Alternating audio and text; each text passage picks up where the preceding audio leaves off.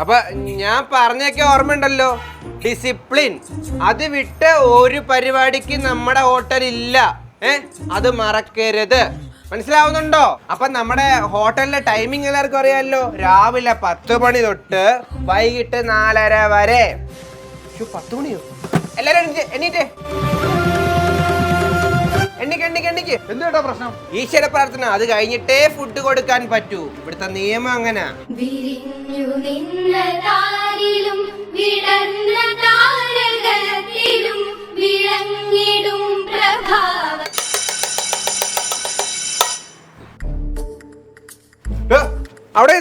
അവിടെ നിക്ക്. 10 മണിക്ക് തുടങ്ങുന്ന അറിയിച്ചിലായിരിക്കും. അത് ആദ്യം ഇതൊന്നും അല്ല. ഒരു കാര്യം ചെയ്യ്, വെളിയിൽ പോയിട്ട് ഒരു 10 മിനിറ്റ് നിക്ക്. അത് കഴിഞ്ഞിട്ട് അകത്തോട്ട് കയറിയാ മതി. ചെല്ലേ പോ. എടാ സുമേഷേ, നീ എന്തെടുക്കോടെ? നിനക്ക് നാളെ എക്സാം അല്ലയോ? അപ്പോ പോ പോ പോ പോ വീട്ടിൽ പോ.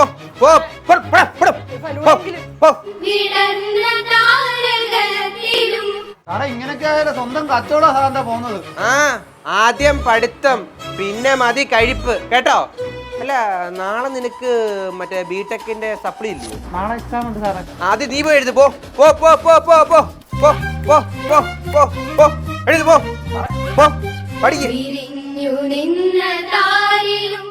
1 4 4 2 4 8 3 4 12 4 16.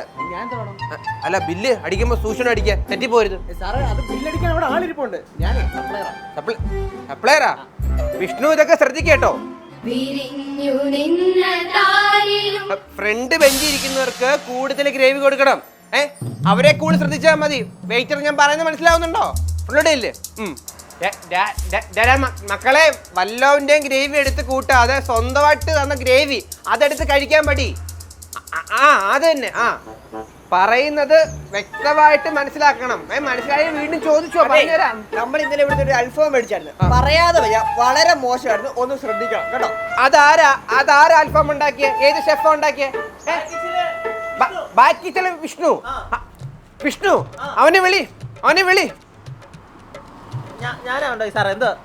എന്താ കാണിക്കുന്നേ? ഇനി ഇങ്ങനെ ഉണ്ടാവാൻ പാടില്ല. ഒരു കാര്യം ചെയ്യും, വീട്ടിൽ നാളെ വിളിച്ചിട്ട് ഇങ്ങോട്ട് കയറിയാൽ മതി. അച്ഛനും അമ്മയെ വരണം. ചെല്ലേ പോ. എടുത്തോണ്ട് വാ. പോ റെഡിയാക്കാം. അച്ഛനും അമ്മ പറയട്ടെ. ഈ സംശയം വരാനുള്ള കാരണം ഞാൻ പറയാം. നമ്മൾ ഇവിടുന്ന് കഴിച്ചത് 4 അൽഫാം മേടിച്ചോ, ഒരു ഷവർമയുടെ റോൾ മേടിച്ചു, പിന്നെ മന്തിക്ക് ഒരു ലെഗ് പീസ് എക്സ്ട്രാ വാങ്ങി.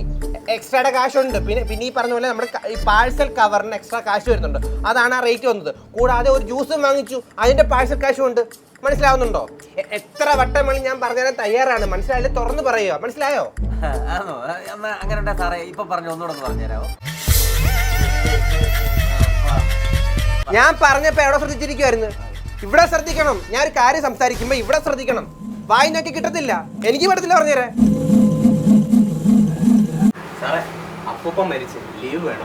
ജിഷ്ണു, ഓൾറെഡി നിനക്ക് ഇവിടെ ലീവ് കുറവാ. കണ്ടോണേഷൻ അടച്ചാൽ മാത്രമേ നിനക്ക് ശമ്പളം കിട്ടത്തുള്ളൂ. കണ്ടവന്റെ അല്ല, കണ്ടോണേഷൻ. ഒരു കാര്യം ചെയ്യ്, അച്ഛനൊന്ന് വിളിക്കാൻ പറ. എന്നിട്ട് തീരുമാനിക്കാം. ചെല്ലേ. സാറേ, സ്റ്റാഫുകളെ ഒന്നും കാണാനില്ലല്ലോ. 1 തൊട്ട് 2 വരെ ലഞ്ച് ടൈമാ. അപ്പൊ ആരും കാണത്തില്ല. സാറേ, ഞാൻ ഉള്ള കാര്യം അങ്ങ് തുറന്നങ്ങ് പറയുക.